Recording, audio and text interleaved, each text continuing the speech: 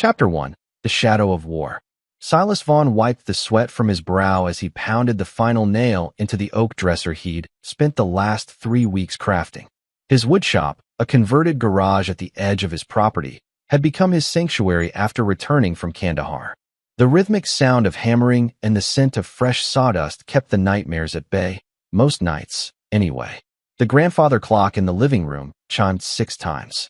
Silas cursed under his breath. Aiden's baseball game started in 30 minutes, and he still needed to shower. He'd promised himself he wouldn't miss another one of his son's games, regardless of how awkward it would be to see Laurel there with her new fiancé. As he rushed through the house, Silas caught a glimpse of himself in the hallway mirror. At 42, his face had weathered with deep lines etched around his eyes, a roadmap of the things he'd witnessed, things he'd done. Gray peppered his dark hair at the temples. He looked older than his years, but the military bearing remained, shoulders squared, back straight, eyes alert. Always alert. The shower did little to wash away the memories that surfaced whenever he thought about Laurel. 8 years of marriage dissolved in a matter of months after his return from Afghanistan. The military had warned them about the challenges of reintegration, but nothing prepared either of them for the silence that grew between them like a third person in the room. Silas had returned from his final tour a different man. The mission that went sideways in the Karengal Valley had seen to that. 5 men dead, 2 prisoners who shouldn't have existed according to official records, and a cover-up that reached the highest levels of military command. Only Silas and his friend Boyd Tessier had survived, both sworn to secrecy under threat of court-martial. Laurel couldn't understand why he wouldn't talk to her. How could she?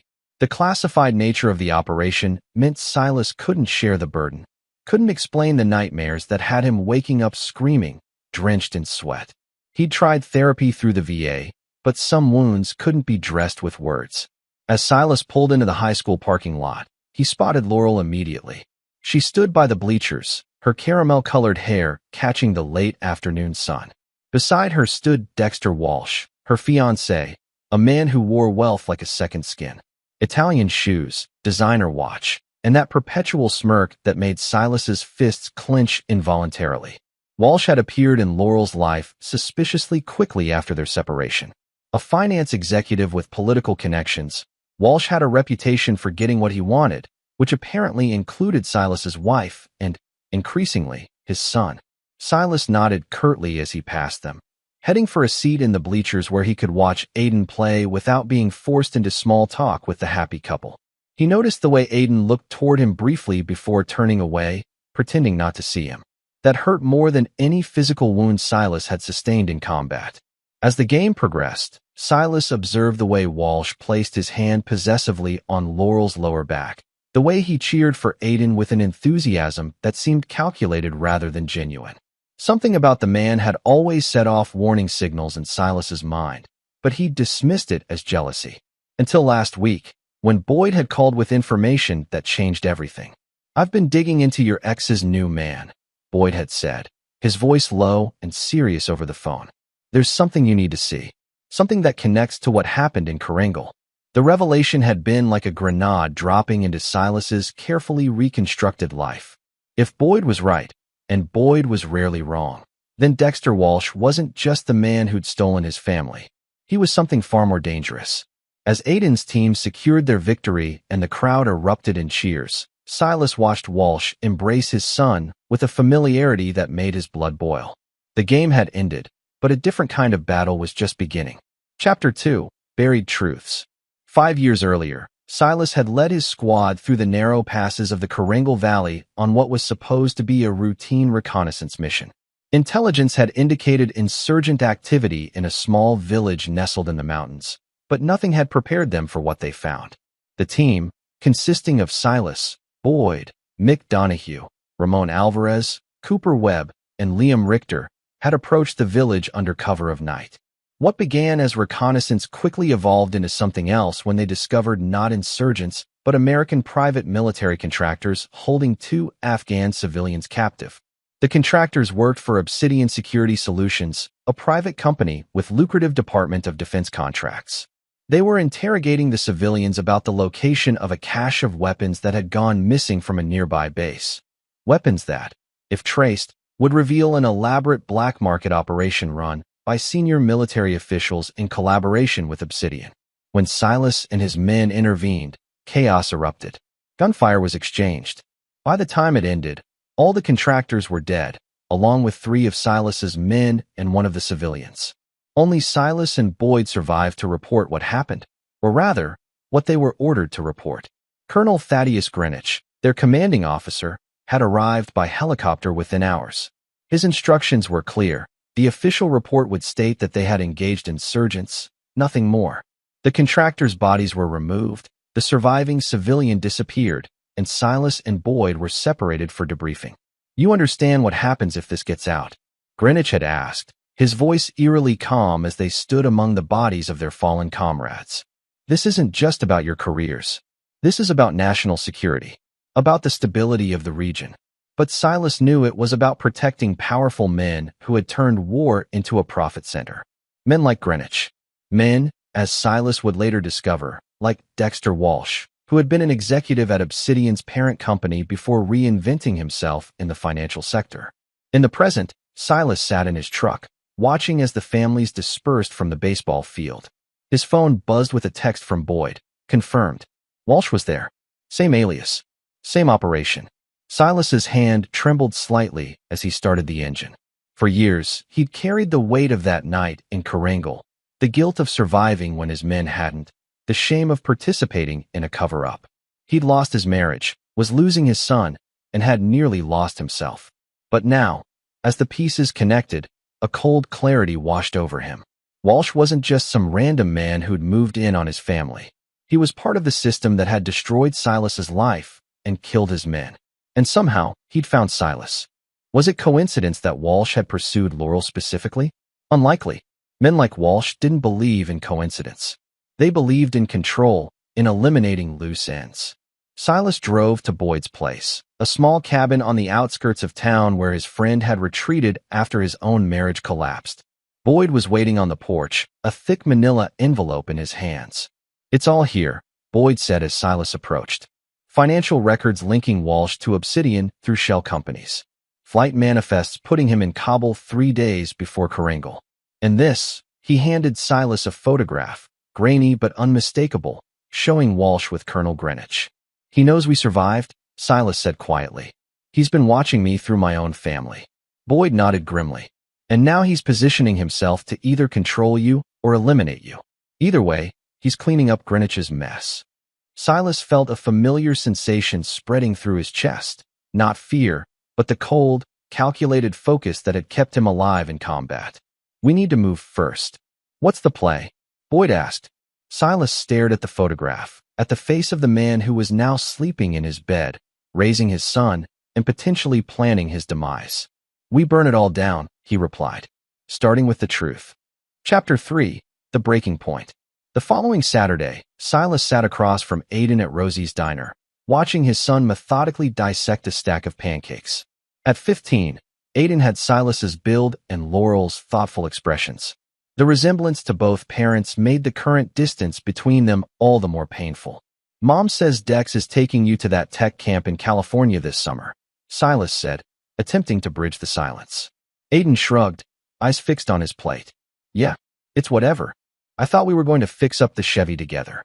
"That's your thing, Dad. Not mine." The words stung, but Silas recognized the source wasn't entirely Aiden. The boys' sudden disinterest in their projects had coincided with Walsh's increasing presence in his life. "Your mother mentioned you've been having some trouble sleeping," Silas ventured. Aiden's fork paused halfway to his mouth. "She shouldn't talk about me with you. She's worried. Said you've been having nightmares." "I'm fine." Aiden's tone made it clear the subject was closed. Silas took a different approach. "How are things with Dexter? You two getting along?" A flicker of something, fear, crossed Aiden's face before he masked it. "He's cool. Teaches me stuff." "What kind of stuff?" "Business stuff. Says I could work for him someday." Aiden hesitated, then added, "He asks about you a lot." Silas kept his expression neutral despite the alarm bells ringing in his head. "What does he ask?" "About your time in Afghanistan. About your friends from the military." Aiden's eyes finally met his. "He said you did bad things over there." Silas felt his chest tighten. "Did he say what things?" "No. Just that you weren't the hero Mom thought you were when she married you." Aiden pushed his plate away. Are you a hero? The question hung between them, weighted with more than a child's curiosity. Silas chose his words carefully. I did my job, tried to protect my men. Sometimes in war, there aren't heroes and villains, just survivors and casualties. Aiden seemed to consider this. Dex says you're dangerous, that you hurt people. Is that why you've been pulling away? Because you're afraid of me? I don't know what to think anymore. Aiden's voice cracked slightly. Mom cries sometimes when she thinks I'm asleep. And Dex, he's different when you're not around. More intense. Silas fought to keep his composure. Walsh was poisoning his son against him while simultaneously using the boy to gather intelligence. It was a sophisticated psychological operation, one that confirmed Walsh's military background.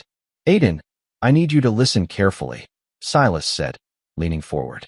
If you ever feel unsafe or uncomfortable around Dexter, you call me immediately, day or night. Understand? Aiden nodded slowly, confusion evident in his eyes. Why would I feel unsafe? Before Silas could answer, the diner's door opened, and Laurel walked in with Walsh at her side. The timing was too perfect to be coincidental. Walsh had likely tracked Aiden's phone. There you are, Laurel said, her smile strained as she approached their table. We've been looking everywhere. Walsh placed a hand on Aiden's shoulder, his grip visibly tight. Your mother was worried when you didn't answer your texts, champ. Silas rose to his feet, every muscle tensed. We were just having breakfast. Father-son time, which you'd have more of if you respected the custody arrangement, Walsh said, his smile never reaching his eyes. Today isn't your day, Vaughn. I asked Dad to meet me. Aiden interjected, surprising everyone. I wanted to talk to him about something. Walsh's expression hardened momentarily before he recovered. Well, we've got that meeting with the private school admissions board in an hour. We should get going. Private school. Silas looked at Laurel. This is the first I'm hearing of this. Laurel had the decency to look uncomfortable. It's a great opportunity for Aiden. The Valley Preparatory Academy has an excellent STEM program. It's also 3 hours away and requires boarding, Walsh added with thinly veiled satisfaction. But don't worry, he'll be home for holidays. Silas clenched his jaw, understanding the strategy. Walsh was systematically removing Aiden from his sphere of influence, isolating the boy while continuing to monitor Silas through controlled interactions. We need to discuss this, Laurel, Silas said evenly. As Aiden's parents. There's nothing to discuss, Walsh interjected. The decision has been made. Laurel has full custody, remember? Because you manipulated the court with lies about my mental state, Silas countered, his control slipping. Walsh smirked. No manipulation necessary. Your service record speaks for itself, doesn't it, Master Sergeant? Or should we talk about what really happened in Karingal? The diner seemed to go silent around them. Laurel looked confused, while Aiden watched with wide eyes. Dad, Aiden's voice was small. What's he talking about? Silas stared at Walsh, understanding cascading through him. This wasn't just about silencing a witness or tying up loose ends. Walsh wanted to destroy him completely, to erase any positive memory his family had of him. Nothing worth discussing here, Silas finally replied, his voice dangerously quiet. Laurel, we need to talk privately. Soon. She has nothing to say to you, Walsh said, stepping between them. Come on, Laurel, Aiden. We're leaving. As they turned to go, Silas caught Aiden's gaze one last time.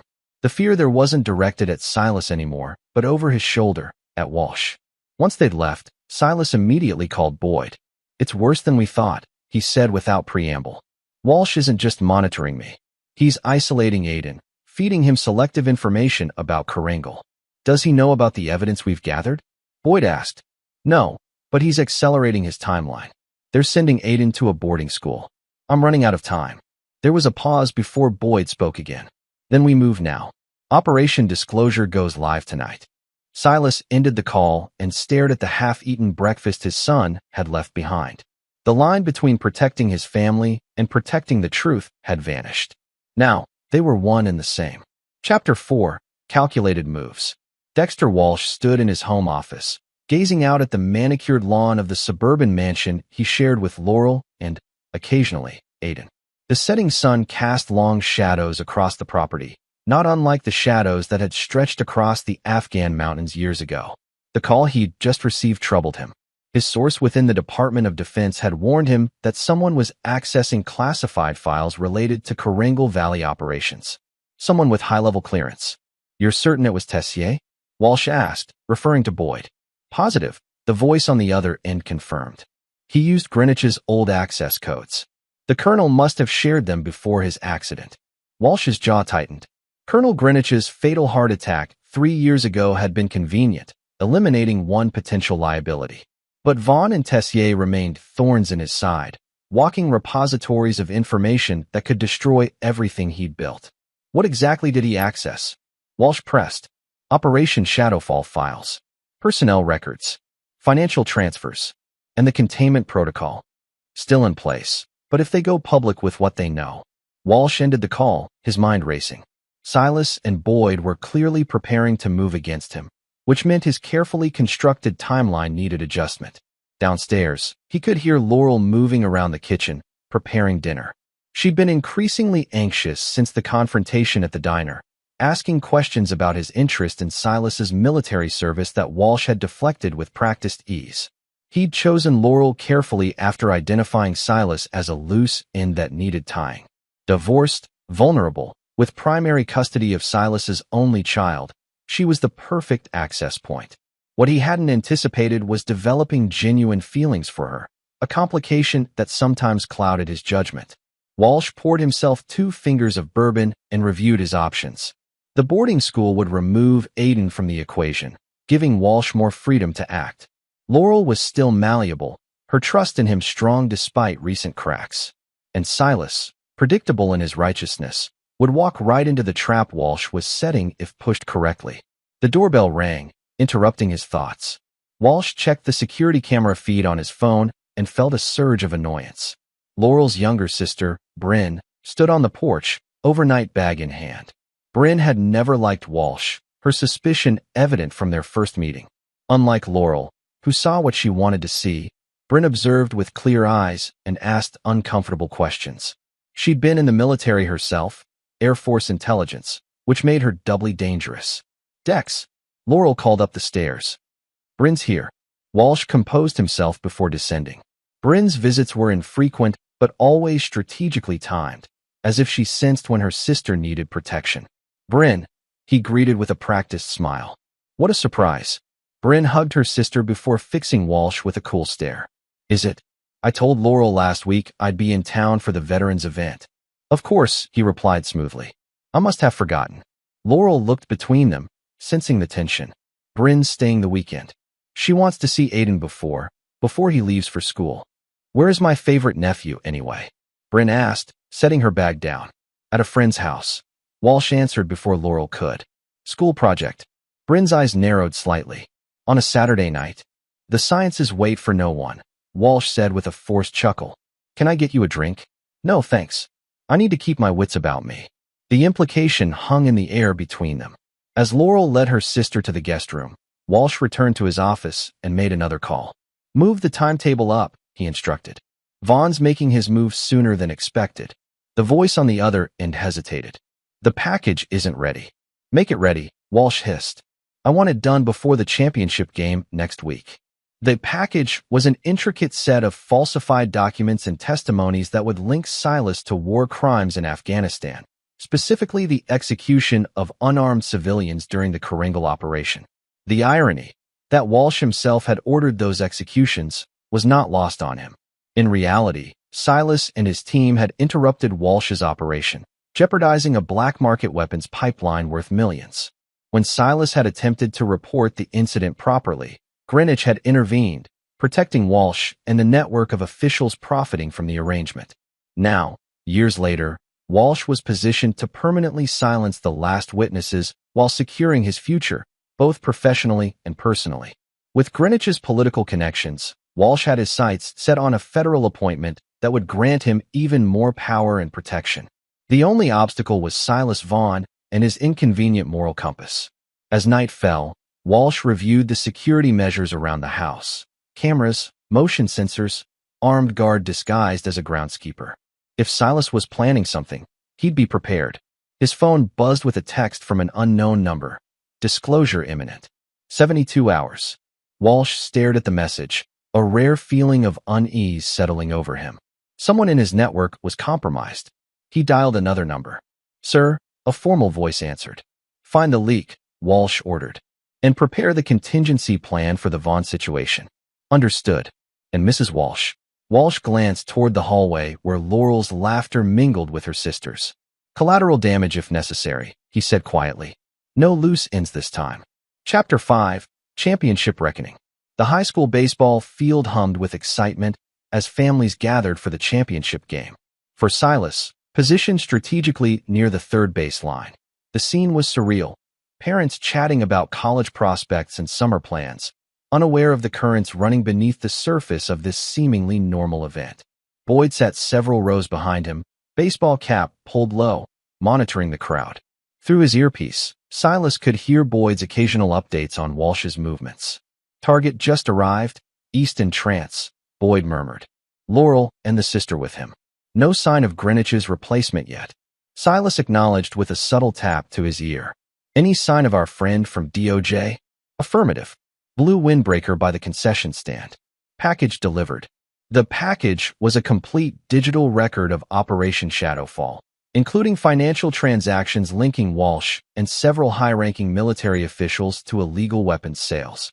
They'd arranged to have it delivered to a trusted contact at the Department of Justice, with copies to select journalists, their insurance policy.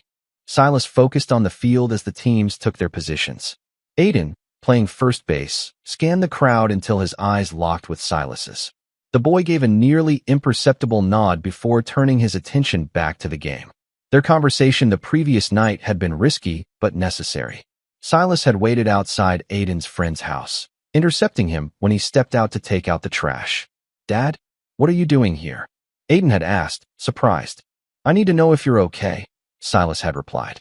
"Really okay." Silas acknowledged with a subtle tap to his ear. "Any sign of our friend from DOJ?" "Affirmative. Blue windbreaker by the concession stand. Package delivered." The package was a complete digital record of Operation Shadowfall, including financial transactions linking Walsh and several high-ranking military officials to illegal weapons sales. They'd arranged to have it delivered to a trusted contact at the Department of Justice, with copies to select journalists, their insurance policy. Silas focused on the field as the teams took their positions. Aiden, playing first base, scanned the crowd until his eyes locked with Silas's. The boy gave a nearly imperceptible nod before turning his attention back to the game. Their conversation the previous night had been risky but necessary. Silas had waited outside Aiden's friend's house, intercepting him when he stepped out to take out the trash. "Dad, what are you doing here?" Aiden had asked, surprised. "I need to know if you're okay," Silas had replied. "Really okay." Aiden had hesitated, looking over his shoulder before speaking in a low voice. "He has my phone tracked. Checks all my messages." "Walsh." Aiden nodded. "He asks weird questions about you. About what you've told me. And sometimes, when Mom's not around, he says things." He trailed off. "What kinds of things, Aiden?" "That I should be careful around you. That you're dangerous." Aiden's voice had dropped to a whisper. "He showed me pictures of dead people. Said you killed them." Silas had felt ice in his veins. "Civilians? In a village?" "Yeah. He said it was your dirty secret, that it would destroy Mom if she knew." Aiden's eyes had filled with tears. "Did you do it, Dad?" "No," Silas had answered firmly. "But I know who did. And he's trying to pin it on me." Their conversation had been cut short by headlights pulling into the driveway. Walsh, coming to pick up Aiden earlier than scheduled. Before they parted, Silas had given his son a final instruction. "Whatever happens at the game tomorrow, stay close to your Aunt Bryn." Now, as the first inning progressed, Silas watched Walsh move through the crowd, shaking hands with parents and school officials like a politician working a room. Laurel followed in his wake, her smile not quite reaching her eyes. Bryn remained slightly apart, her military training evident in the way she continuously scanned the surroundings. By the fifth inning, Aiden's team was up by 2 runs, and Walsh had positioned himself near the dugout, playing the role of proud, almost stepfather to perfection. Silas used the opportunity to approach Laurel, who stood alone by the refreshment table. "We need to talk," he said quietly. Laurel startled, then composed herself. "This isn't the time, Silas. It's exactly the time. Before things escalate beyond repair." "What are you talking about?" Silas handed her a sealed envelope. Everything you need to know about the man you're planning to marry. About what really happened in Afghanistan. Laurel stared at the envelope, hesitating. Dexter said you might try something like this. That you'd make up stories because you're jealous. Is that what you believe? After 15 years together? I don't know what to believe anymore.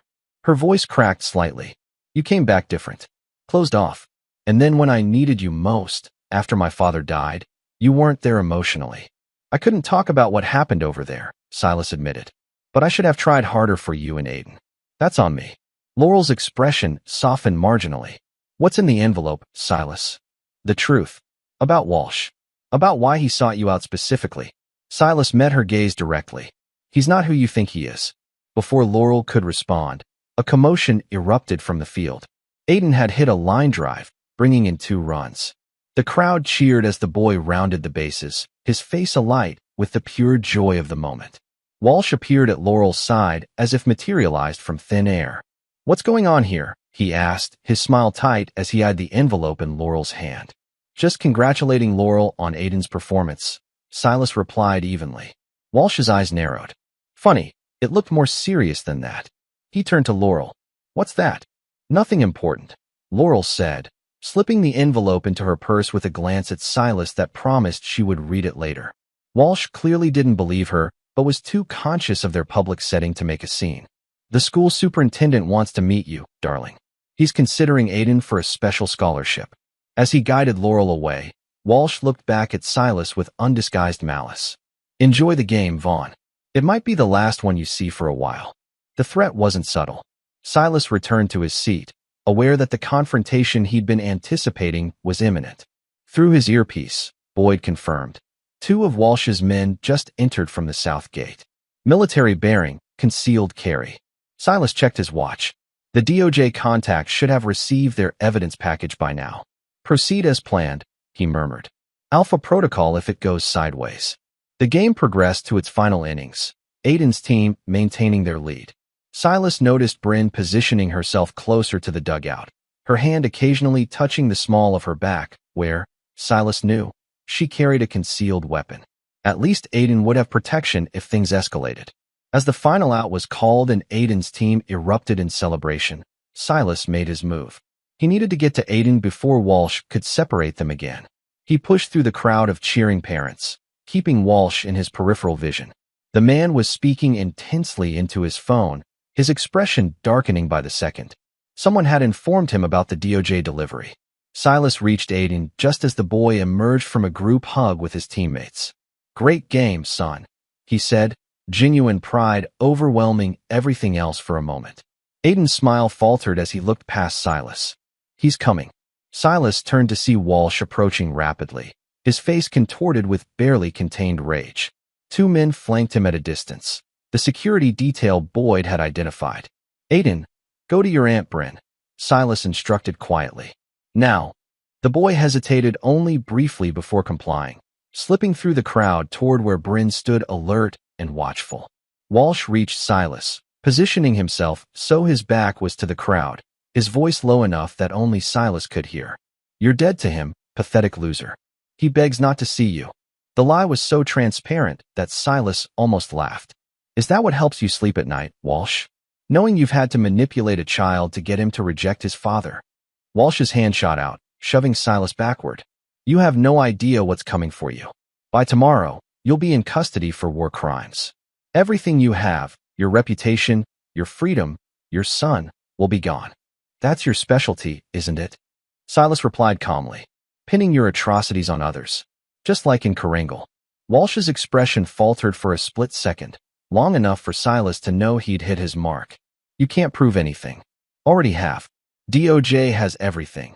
The weapons sales, the civilian executions, Greenwich's death. It's over. Walsh's hand moved toward his jacket, and Silas tensed, prepared for a weapon. Instead, Walsh pulled out his phone. One call, he said, his voice deadly quiet. That's all it takes to activate the contingency plan. Are you ready to sacrifice your son's life for your precious truth? Silas felt cold dread wash over him. You're bluffing. Am I? Who do you think has been giving Aiden those nightmares? Small doses of a particular compound in his food. Completely untraceable. The next dose won't be so small. The revelation hit Silas like a physical blow. Walsh hadn't just been poisoning Aiden against him emotionally. He'd been literally poisoning the boy, setting up a contingency that would look like natural causes if activated fully. "You're insane," Silas whispered. "I'm thorough," Walsh corrected. "Now here's what happens. You walk away. Withdraw whatever evidence you think you have. Disappear. Or the next time you see your son will be at his funeral." The world seemed to narrow to just the two of them, the celebrating crowd fading into background noise. Silas had anticipated many scenarios, planned for numerous contingencies, but not this. Not a direct threat to Aiden's life that he couldn't protect against once he was gone. "If I walk away," Silas said slowly, "I want your word that Aiden remains untouched." Walsh smiled, victory in his eyes. "Smart choice. You have my word, for whatever you think that's worth." Silas nodded once, then reached for his phone. He made a single call, his eyes never leaving Walsh's. "Stand down," he said when Boyd answered. "Withdraw the package."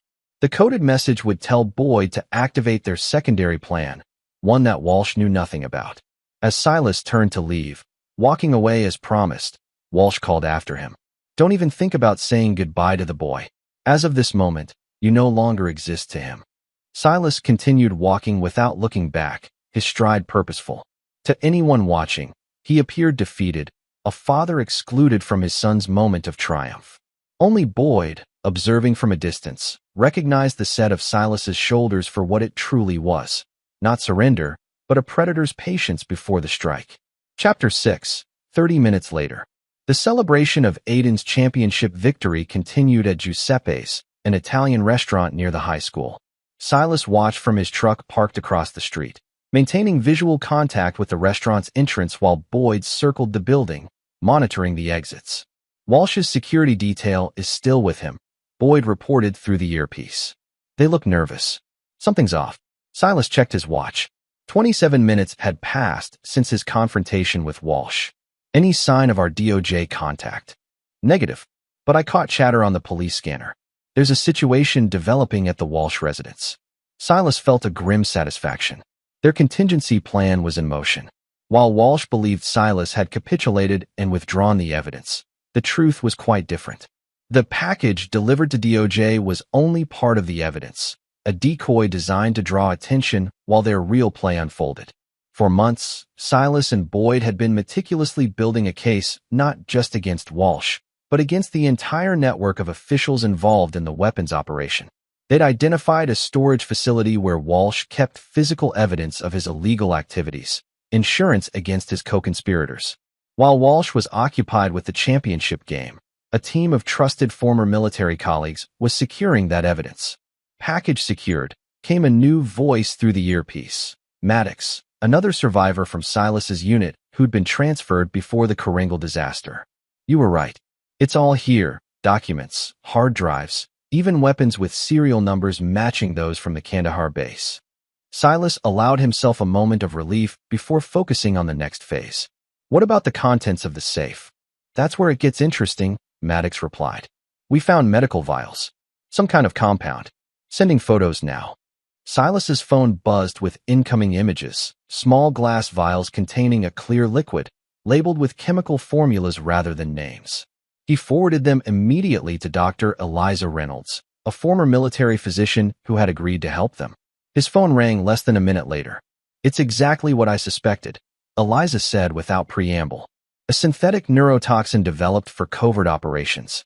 Small doses cause nightmares, paranoia, cognitive dysfunction. Larger doses simulate natural cardiac arrest. The perfect weapon for making a child appear mentally unstable," Silas said, the pieces connecting. "Or for eliminating a problematic ex-husband." "Precisely. I've already notified my contact at the FBI's biochemical division. They're treating this as a top priority." As Silas ended the call, he noticed movement at the restaurant entrance. Walsh was emerging with Laurel, Aiden, and Bryn. The security detail followed at a discreet distance, one of them speaking urgently into a phone. "They know," Boyd observed. "Look at Walsh's face." Even from a distance, the change in Walsh's demeanor was evident. The confident swagger had vanished, replaced by tightly controlled panic. He hustled Laurel and Aiden toward his SUV, scanning the surroundings with the trained vigilance of someone who knew they were being hunted. Bryn appeared to be arguing with Laurel, gesturing emphatically toward Aiden. Walsh intervened, his hand closing around Laurel's arm with visible force. "That's our cue," Silas said, starting the truck. "Move in. Non-lethal containment only." Boyd was already in motion, approaching from Walsh's blind side, while Silas drove across the street, cutting off the SUV's exit path. Walsh spotted Silas first, his expression morphing from panic to rage. He reached inside his jacket. For a weapon this time, Silas was certain. What happened next unfolded with the chaotic precision of a combat operation. Boyd tackled one of the security men while Silas exited his truck, moving directly toward Walsh. Bryn, displaying her military training, positioned herself between Aiden and the unfolding confrontation, drawing her concealed weapon. "FBI, freeze," came a shout from behind them. Silas hadn't expected the FBI response so quickly, but he wasn't complaining. 3 agents approached with weapons drawn, their attention focused on Walsh and his security detail. "Dexter Walsh," the lead agent announced, "you're under arrest for illegal weapons trafficking, conspiracy to commit murder, and possession of restricted biochemical agents."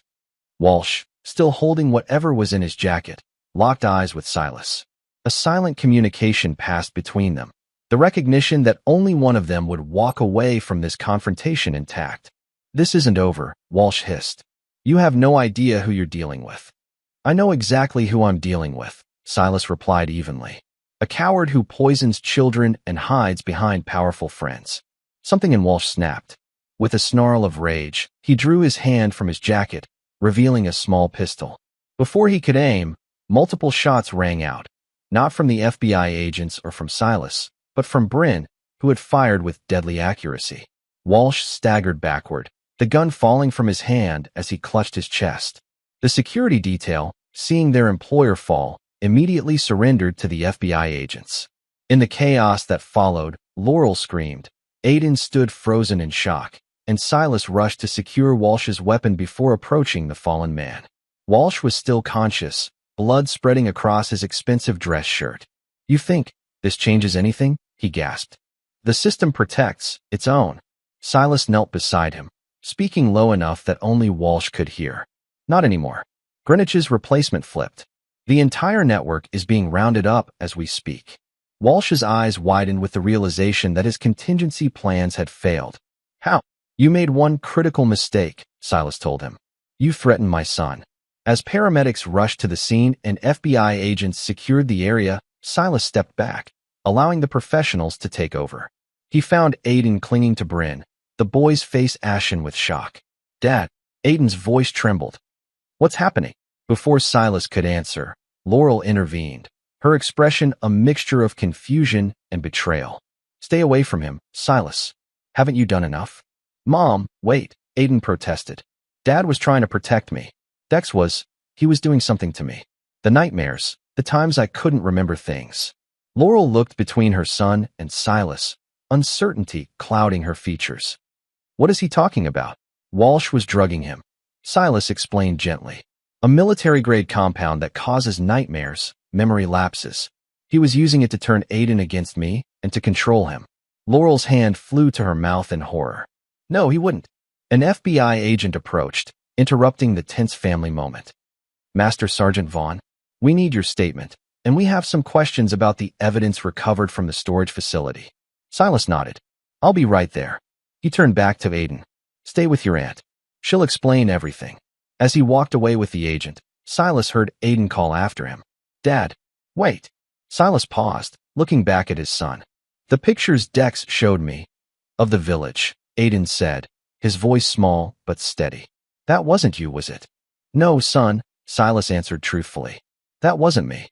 As the FBI led him toward their vehicle for questioning, Silas caught a final glimpse of Walsh being loaded into an ambulance, the man's gaze still fixed on him with undimmed hatred. 30 minutes after their confrontation at the baseball field, Walsh's carefully constructed world had collapsed completely. But Silas knew the truth that Walsh didn't. This was only the beginning of his fall. Chapter 7: Buried Ghosts. 3 days after the restaurant parking lot shootout, Silas sat in an austere conference room at the FBI field office, surrounded by federal agents, military officials, and Department of Justice prosecutors.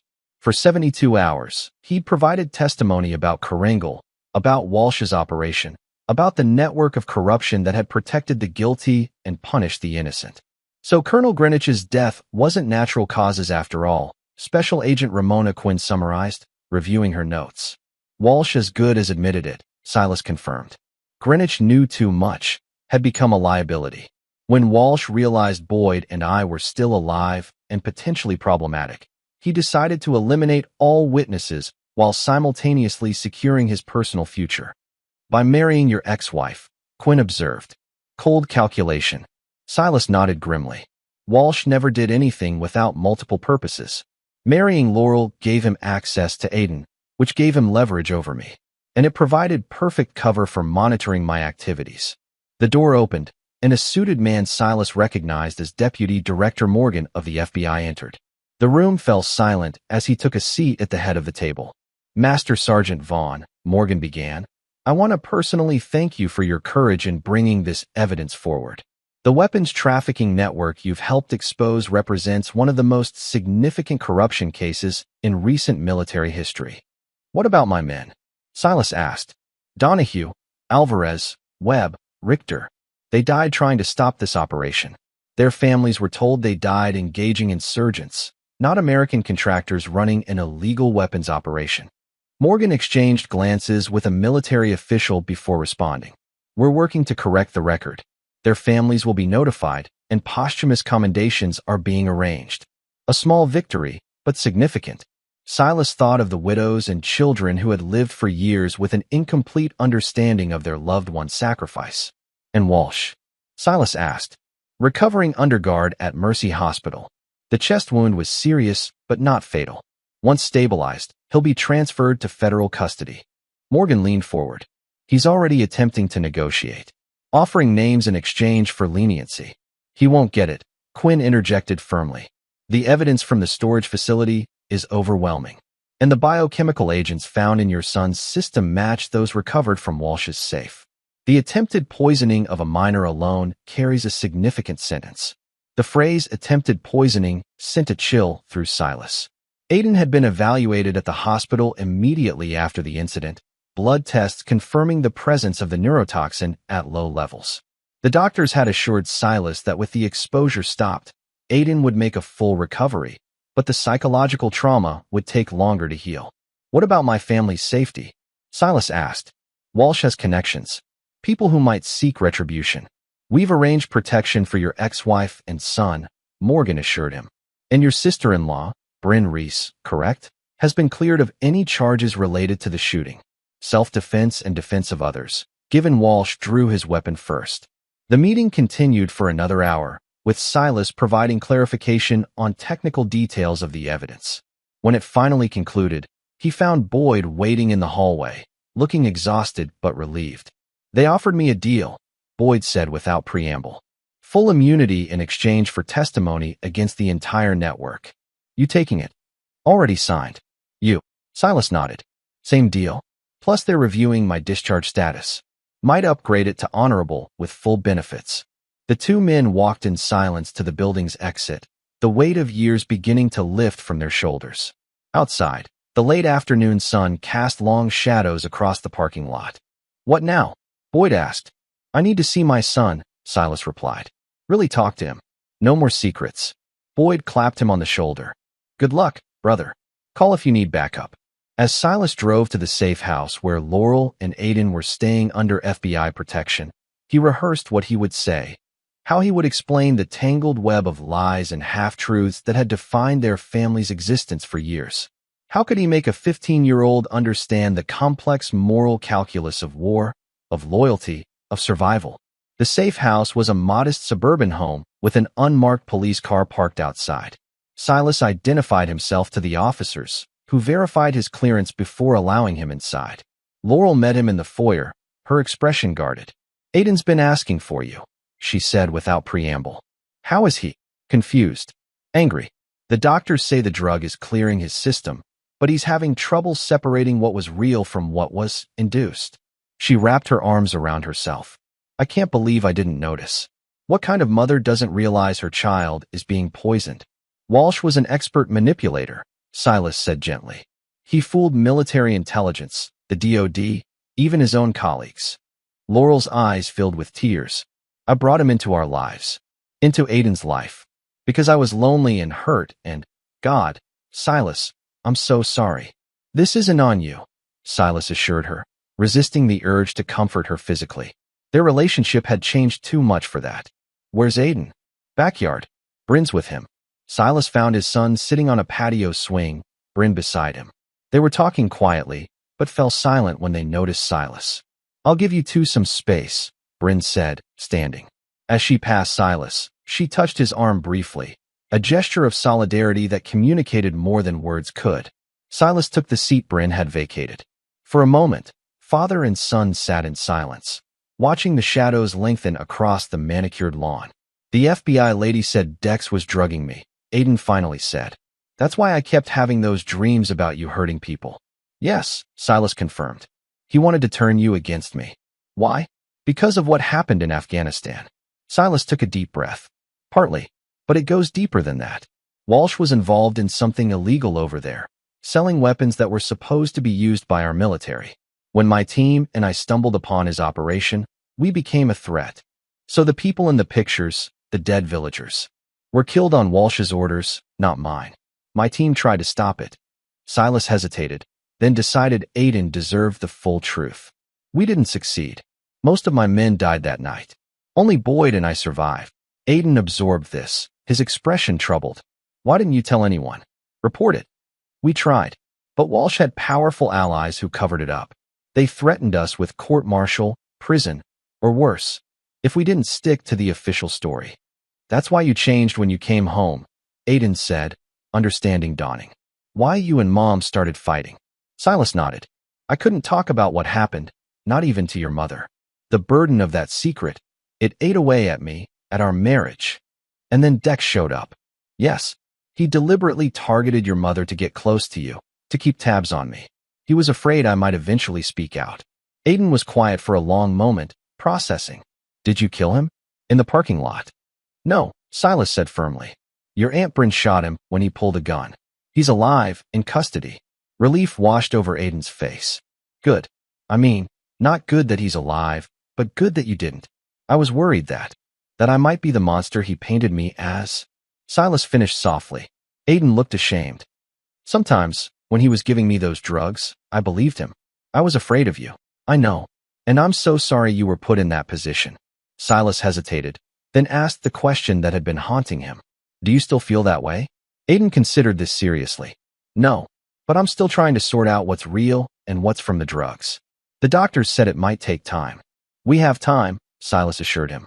As much as you need. Aiden fidgeted with the hem of his shirt before asking, Dad, what really happened to your squad in Karengal? The whole truth. Silas closed his eyes briefly, the weight of the memory pressing down on him. When he opened them, he found Aiden watching him intently, no longer a child but not quite an adult, someone caught in between, trying to make sense of a complicated world. It started as a standard reconnaissance mission, Silas began, finally unburdening himself of the truth he'd carried alone for too long. Chapter 8. The Scales Tip. 1 week after Walsh's arrest, Silas stood at his kitchen counter, coffee in hand, reviewing the documents his attorney had delivered that morning. His military record had been officially amended, his discharge upgraded to honorable with full benefits, including back pay for the years since his separation from service. More significantly, the DOD had issued a formal acknowledgement of the true events in Karengal Valley, clearing Silas and his team of any wrongdoing while posthumously honoring the men who died there. It wasn't justice. Nothing could restore those lives, but it was vindication. His phone rang, displaying Boyd's number. News broke, Boyd said without preamble. Check CNN. Silas switched on the television to find a news anchor reporting on explosive revelations of corruption within military contracting, with B-roll footage of Walsh being escorted into a federal courthouse, his arms cuffed behind him. The investigation has implicated 12 high-ranking military officials and 5 executives of Obsidian Security Solutions, the anchor continued. Sources close to the investigation say the illegal weapons trafficking operation may have been responsible for arming insurgent groups that later attacked U.S. forces. The doorbell rang as Silas was absorbing this information. He opened it to find Laurel standing on his porch, looking uncertain. "I saw the news," she said simply. Silas stepped aside to let her in. They hadn't spoken privately since the night of Walsh's arrest, their communication limited to coordinating Aiden's care and psychological evaluation. "How's Aiden?" Silas asked as they moved to the living room. "Better. The nightmares are less frequent. Dr. Morrison says the drug should be completely out of his system by now." Laurel sat on the edge of the sofa, hands clasped tightly in her lap. "The cognitive effects will take longer to resolve. He's still struggling with trust issues." "Understandable," Silas said. He was betrayed by someone he was beginning to see as a father figure. Laurel flinched at that. "I should have seen it. There were signs, mood swings, memory lapses, personality changes I attributed to adolescence." Walsh was methodical. He introduced the symptoms gradually, mimicking typical teenage behavior. Laurel finally looked directly at him. "That doesn't excuse my blindness, or my role in bringing him into our lives." Silas remained silent, neither offering absolution nor adding to her self-recrimination. Part of him, a part he wasn't proud of, wanted her to feel the full weight of her mistake. She had chosen Walsh over him, had restricted his access to Aiden based on Walsh's manipulations, had believed the worst about the man she had once loved enough to marry. "I read the documents you gave me," Laurel continued when Silas didn't respond. "About what really happened in Karangal. Why didn't you tell me, Silas? Even after, when it was destroying our marriage." "I was under direct orders.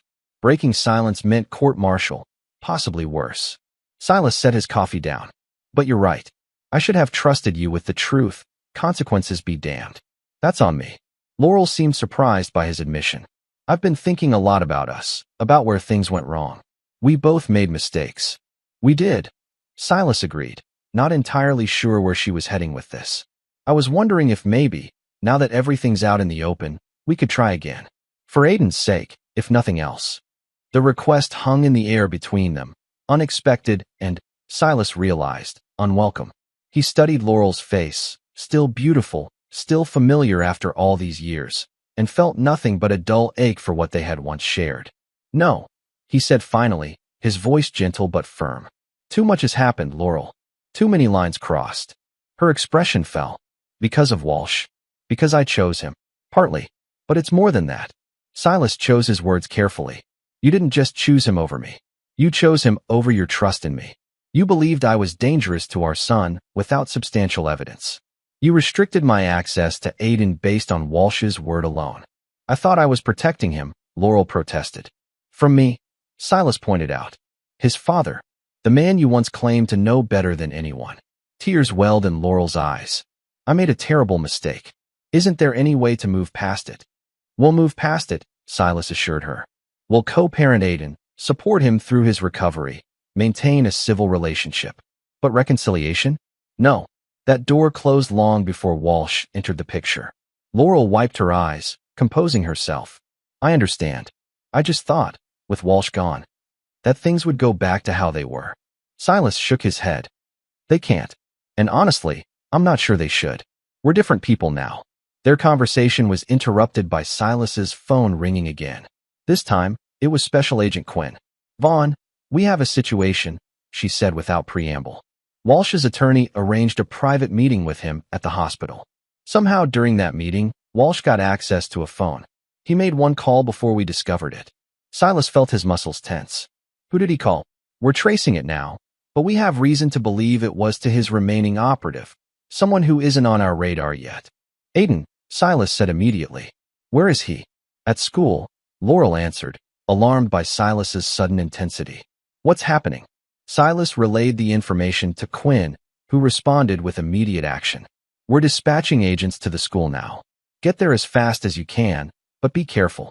If Walsh activated his final contingency, Silas was already moving, grabbing his keys and his concealed carry weapon.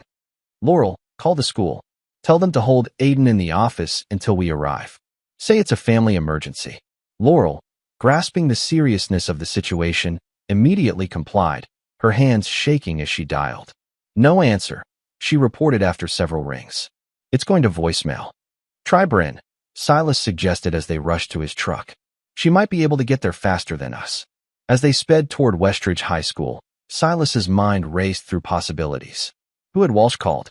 What was his final play?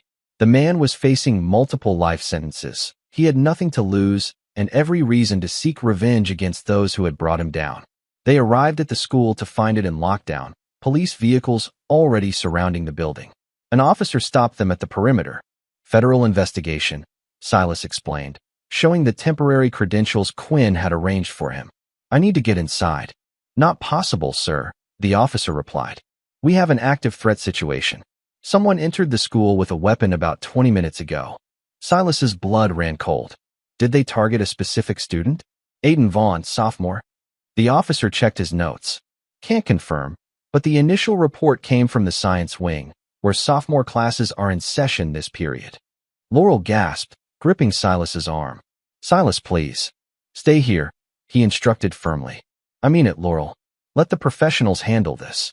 He approached the command center that had been established in the parking lot, identifying himself to the incident commander, a veteran SWAT lieutenant named Rodriguez. Quinn briefed me, Rodriguez said. We have a potential hostage situation in room 237, advanced chemistry. One adult male, described as middle-aged, professional appearance, gained access by claiming to be a parent. He produced a weapon after entering the classroom. How many students? Silas asked. 22, plus the teacher. No communication from inside yet. We're establishing a negotiation line. Is there confirmation my son is in there? Rodriguez nodded grimly. Class roster confirms Aiden Vaughn is present.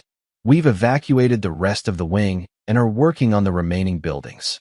Silas processed this, his military training kicking in. I need to get in there. Absolutely not, Rodriguez replied firmly. This is a law enforcement operation. I understand your concern as a parent, but I'm not asking as a parent, Silas cut in. Whoever's in there is connected to a federal investigation involving military-grade weapons and bioweapons. They're likely ex-military or private military contractor with specialized training. And they're there specifically for my son as retribution. Rodriguez hesitated, reassessing Silas. Even if what you're saying is true, putting you in there could escalate the situation. Or de-escalate it, Silas countered. I'm what they want, not those kids. Before Rodriguez could respond, Quinn arrived, moving briskly toward them. We identified the contact, she announced. Gabriel Mercer, former Obsidian operative who worked directly under Walsh in Afghanistan. He dropped off the grid 3 years ago, resurfaced last month in this area under an alias.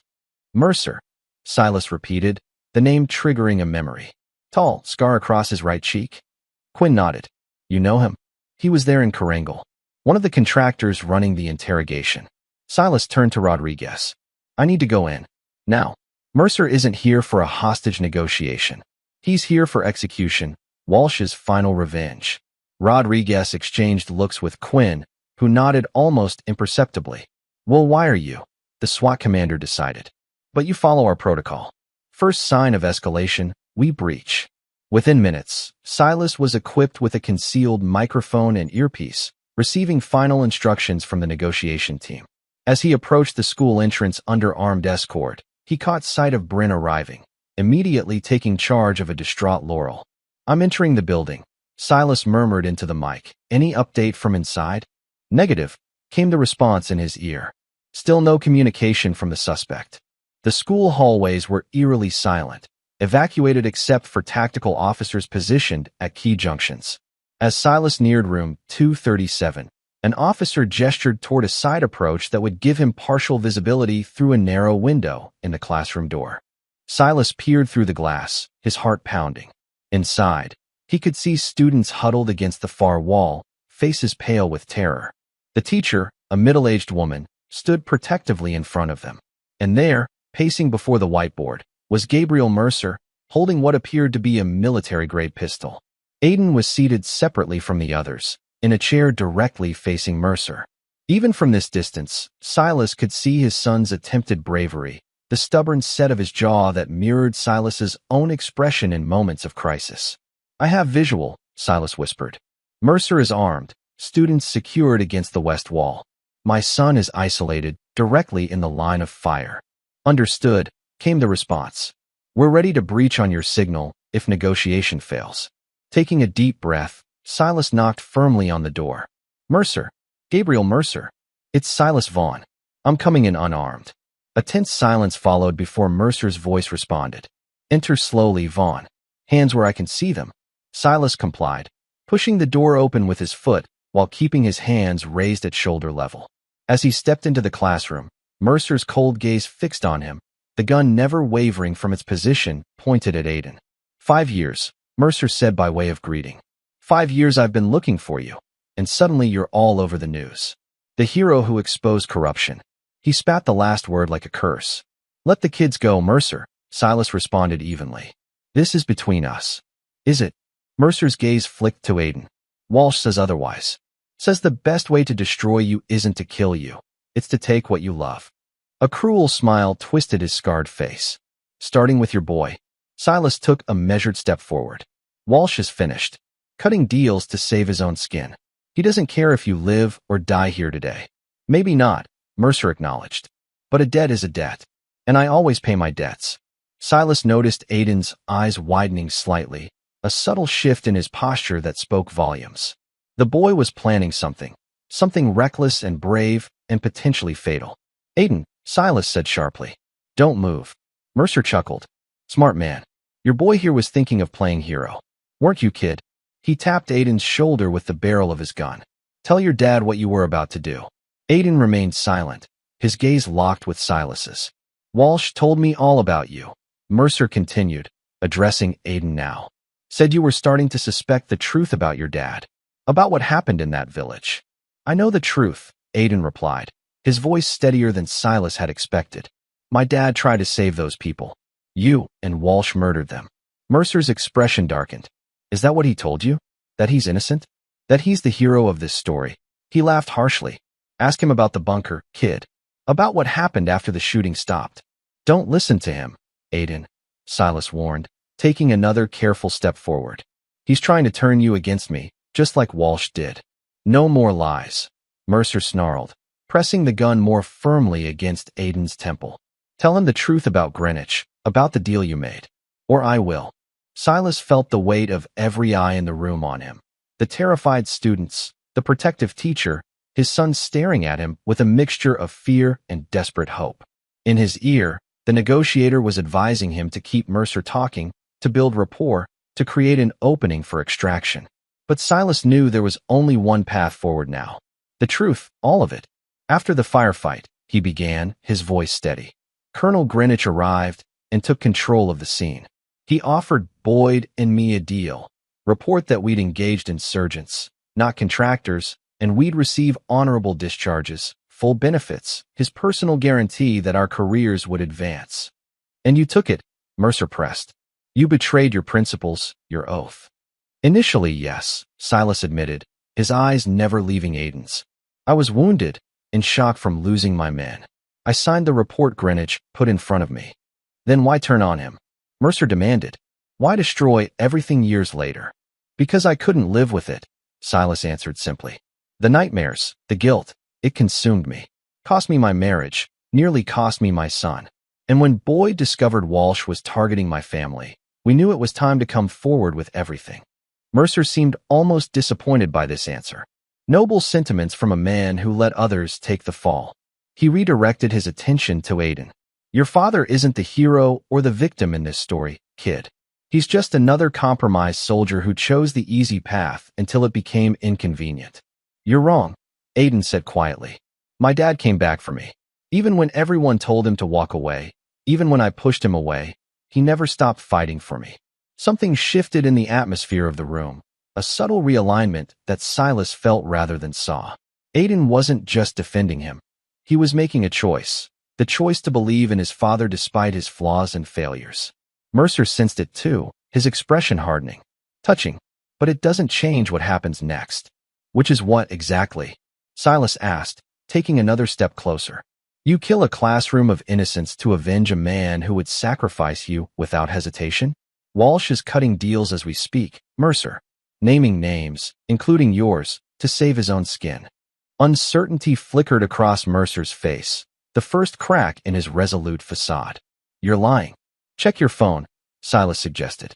"The news broke an hour ago. Walsh is testifying against everyone involved in Karengal in exchange for avoiding the death penalty." Mercer's grip on the gun tightened, his knuckles whitening. "Even if that's true, it changes nothing. You destroyed everything we built." "Let the children go," Silas repeated, now close enough to see the sweat beading on Mercer's forehead. "This is between us. You want revenge? Take it, but not like this." For a long, tense moment, Mercer seemed to consider this offer. Then, with deliberate calm, he adjusted his aim, away from Aiden and directly at Silas. "You first," he said coldly. Then the boy. Walsh's orders were specific. What happened next unfolded in heartbeats. As Mercer's finger tightened on the trigger, Aiden lunged upward, knocking the gun aside with one hand while grabbing a beaker of chemicals from the lab table with the other. The contents, some kind of acid, Silas would later learn, splashed across Mercer's face, eliciting a howl of pain. Silas moved instantly, tackling Mercer to the ground as the gun discharged, the bullet embedding itself in the ceiling. They grappled briefly before Silas gained control, pinning Mercer's gun hand to the floor while driving his knee into the man's solar plexus. "Breach! Breach!" Silas shouted into his microphone, and within seconds, the tactical team flooded the room, securing Mercer and evacuating the students. In the chaos of the extraction, Silas found Aiden, pulling him into a tight embrace.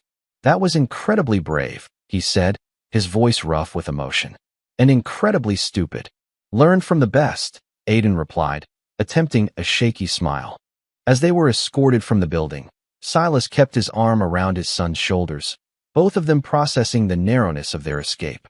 Outside, Laurel rushed toward them, enveloping Aiden in a desperate hug while Bryn approached more carefully, her relief evident in the slight tremor of her hands. "It's over," Silas told them both. Mercer was Walsh's final play. There won't be others. But even as he spoke the reassuring words, Silas caught sight of Aiden's troubled expression, the questions forming behind his eyes. "Dad," Aiden said quietly, pulling back from Laurel's embrace. "What Mercer said about you taking the deal, about compromising your principles, was true," Silas admitted, refusing to shield his son from this reality. "I made the wrong choice, Aiden. Not out of malice or self-interest, but out of fear and confusion. And I've spent every day since trying to make it right." Aiden considered this, his young face solemn with understanding beyond his years. "Is that why you never gave up on me, even when I pushed you away?" "Partly," Silas acknowledged. "But mostly because you're my son, and there is nothing in this world I wouldn't do to protect you." As medical personnel checked Aiden for injuries and FBI agents secured the scene, Silas found himself standing slightly apart, watching his family, damaged but intact, separated but connected by bonds that had bent but never fully broken. Quinn approached, her expression professional but with a hint of respect. "Mercer's talking," she informed him, "confirming everything you told us about Walsh's operation. With his testimony, we can put this case to bed permanently." "Good," Silas said simply. "Then my family can finally move forward." "About that," Quinn hesitated. "Mercer mentioned something else. Something about a secure facility where Walsh kept additional blackmail material. We'll need your help identifying potential locations." Silas nodded, understanding that the aftermath of Walsh's operation would continue to ripple through their lives for some time. But for the first time in years, he felt a sense of clarity and purpose that had been missing since Karengal. The scales of justice, so long tipped against him, were finally beginning to balance. Chapter 9, Silent Reckoning. 6 months after the Westridge High School incident, Silas stood at the edge of Arlington National Cemetery, watching as the honor guard folded flags with precision and presented them to the families of his fallen squad members. After years of being classified as casualties of a standard engagement with insurgents, Donahue, Alvarez, Webb, and Richter were finally receiving the recognition they deserved as heroes who had died trying to prevent American contractors from committing war crimes. The day was crisp and clear, the autumn leaves creating a backdrop of red and gold against the sea of white headstones. Beside Silas stood Boyd, both men in formal dress uniforms that felt simultaneously familiar and foreign after so many years as civilians. Never thought I'd see this day, Boyd murmured as the ceremony concluded and the families began to disperse. Neither did I, Silas admitted. But they deserved it. Their families deserved it. Think it gives them closure? Silas watched as Alvarez's widow embraced their son, now a young man who had grown up without his father. Not closure. There's no such thing. But truth, that matters.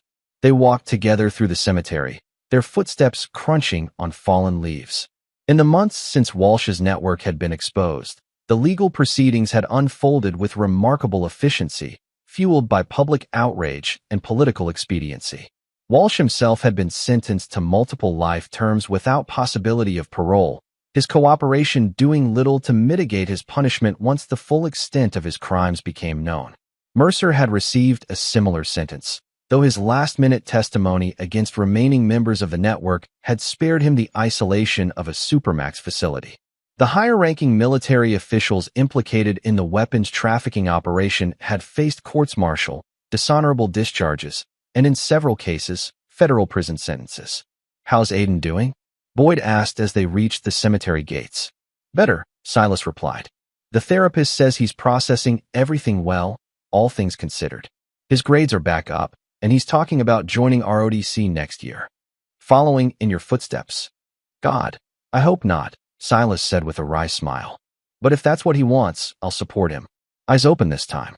They parted ways with a firm handshake, Boyd heading to the airport for a flight back to Colorado, where he'd started a veterans support organization focusing on moral injury and ethical dilemmas in combat. Silas drove to his new apartment, a spacious two-bedroom place closer to Aiden's school. The joint custody arrangement he and Laurel had negotiated gave Aiden the stability of his primary home with his mother while allowing him to spend weekends and school holidays with Silas. It wasn't perfect, but it was an honest acknowledgement of where they were now, co-parents rather than partners. As Silas prepared for Aiden's weekend visit, organizing fishing gear for their planned trip to the lake, his phone rang. The caller ID displayed a number he didn't recognize. "Vaughn," he answered, instantly alert. "Silas Vaughn," an unfamiliar voice inquired. "This is Warden Michaels from Federal Correctional Institution Coleman. I'm calling to inform you that inmate Dexter Walsh has requested a meeting with you." Silas set down the fishing rod he'd been checking. "For what purpose?" He didn't specify. As the victim of his crimes, you have the right to decline. Silas considered this unexpected development. Walsh had been suspiciously quiet during his trial, offering only the testimony necessary to secure his plea deal. What could he possibly want now, months later? "I'll meet with him," Silas decided, curiosity outweighing caution. "When?" "He's scheduled for transfer to another facility next week. Would Wednesday work for you?" "I'll be there." After ending the call, Silas debated whether to inform Laurel or Aiden of this development, ultimately deciding against it. They were all just beginning to move forward. There was no need to reopen wounds that were finally beginning to heal. The following Wednesday, Silas found himself in the visitors area of Coleman, a sprawling federal prison complex in Central Florida. He'd flown down that morning, telling Laurel only that he had business related to the case.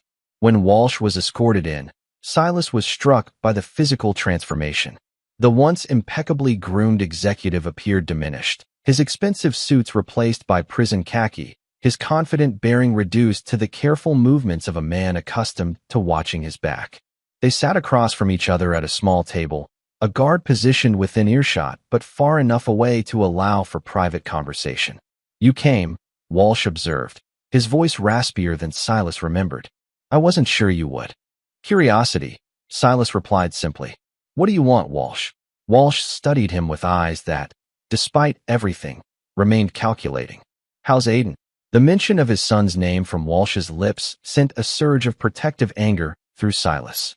"You don't say his name. You don't even think about him." "Clear." Walsh held up his hands in a placating gesture. "Fair enough." He leaned forward slightly. "I asked you here because I've been doing a lot of thinking about Kringle, about everything that followed, about why you did what you did." "And?" Silas prompted, uninterested in Walsh's jailhouse philosophy. "And I realized something interesting.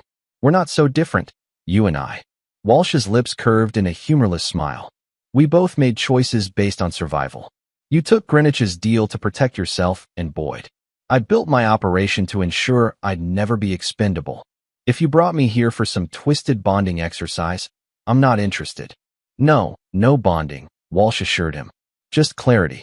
You see, while everyone assumes you finally came forward out of delayed moral courage, I know the truth.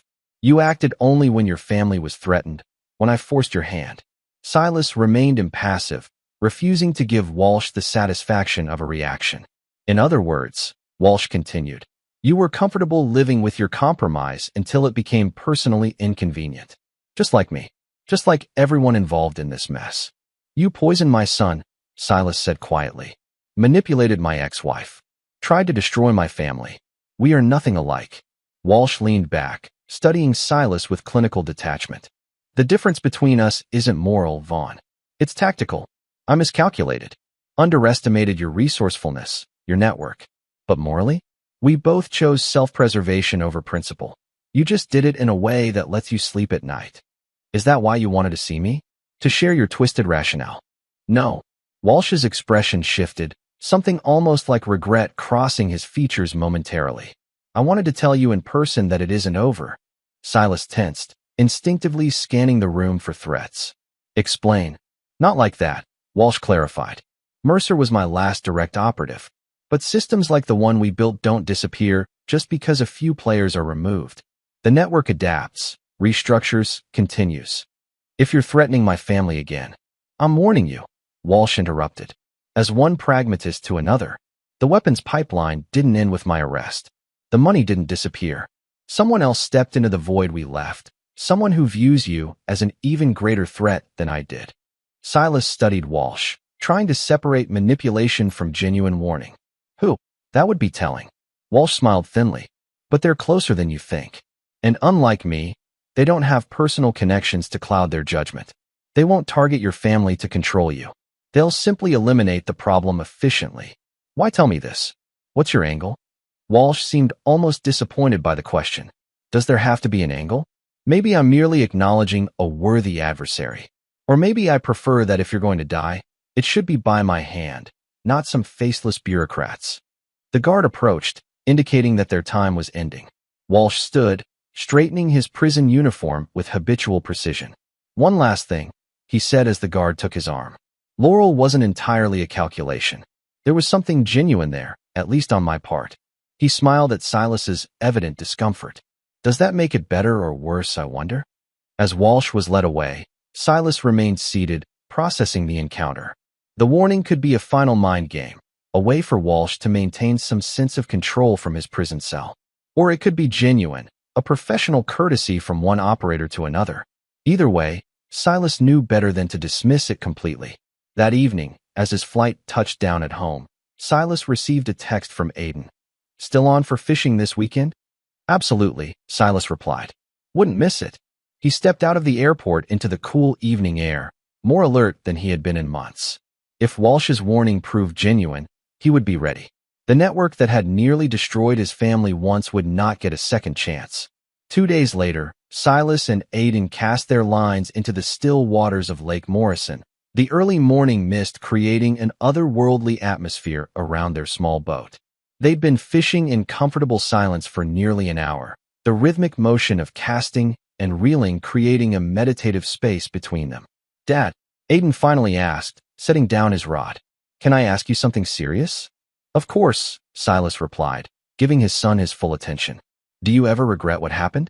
Not exposing Walsh and his network, but everything before that. Taking the deal with Greenwich, keeping quiet for all those years.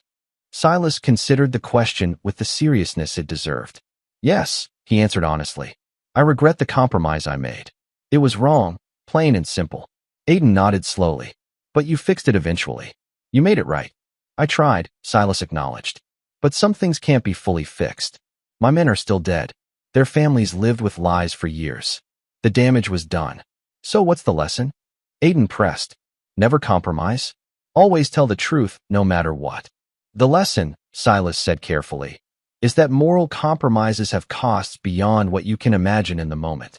And that courage isn't about never making mistakes. It's about finding the strength to correct them, even when it's painful.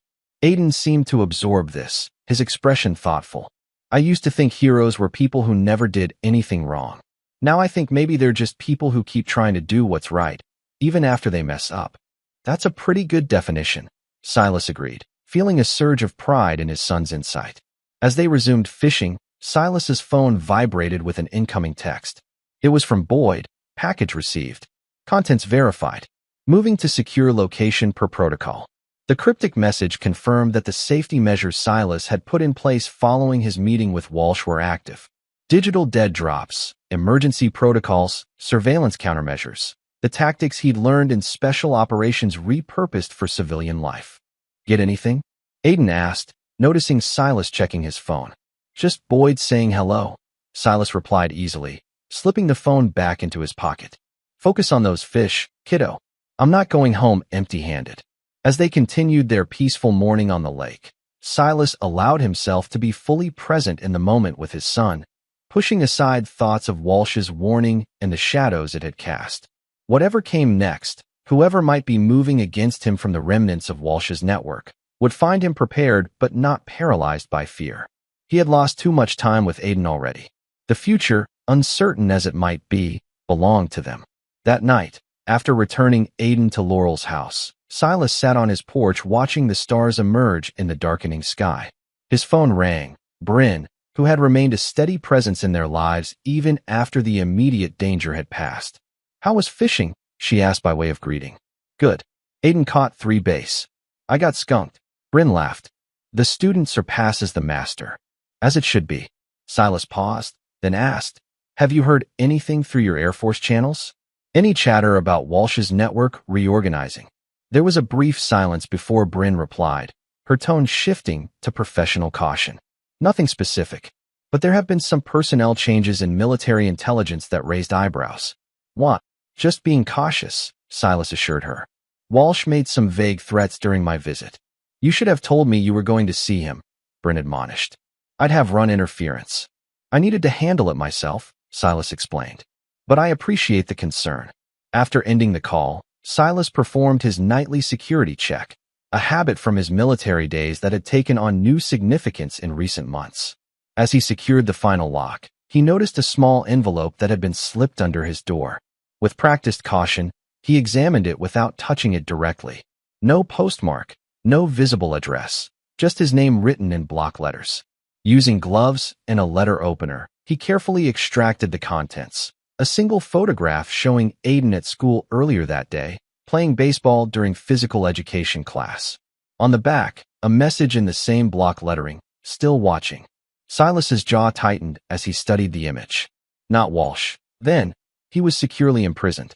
But someone connected to him, someone fulfilling his final objective of keeping Silas permanently off balance, permanently afraid for his family. For a moment, rage threatened to overwhelm Silas's careful self-control. Then, with deliberate calm, he took the photograph to his home office and placed it in a secure file with other evidence he'd been quietly gathering. Beneath the obvious threat, the messenger had made a critical error. They'd revealed themselves, confirmed their existence beyond Walsh's insinuations. And in doing so, they'd given Silas something concrete to haunt. He picked up his phone and made 3 calls in quick succession, to Boyd, to Quinn at the FBI, and finally to Bryn. Each conversation was brief, coded, but clear in its purpose. The network that had survived Walsh's fall would soon discover that they had awakened something far more dangerous than they had anticipated. Not a desperate father defending his family, but a highly trained operative with nothing left to lose and no more moral compromises to make. As Silas finished outlining the plan to Bryn, she asked the question that would have given him pause 6 months earlier. How far are you willing to go this time? Silas looked at the photograph of his son, the implicit threat it represented, and felt a cold clarity settle over him. All the way, he answered simply. No deals. No compromises. Not anymore. He ended the call and stepped back onto his porch, looking out at the quiet suburban street where he had rebuilt his life. The shadows beyond the streetlights seemed deeper now, more ominous. But for the first time since Karangal, Silas felt oddly at peace with what lay ahead. The truth had cost him his marriage, nearly cost him his son, and fundamentally changed the man he understood himself to be. But it had also freed him from the burden of silence, from the compromise that had eaten away at his soul for years. Whatever came next, Whoever emerged from the shadows to challenge him would find not the broken soldier who had returned from Afghanistan, but a man who had reconciled with his past and was prepared to protect his future by any means necessary. Silas Vaughn turned off the porch light and stepped back inside, ready for the battle he knew was coming. This time, there would be no surrender, no compromise, no mercy for those who threatened what was his. Only a silent, implacable reckoning.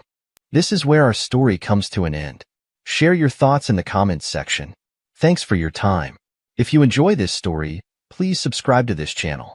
Click on the video you see on the screen, and I will see you there.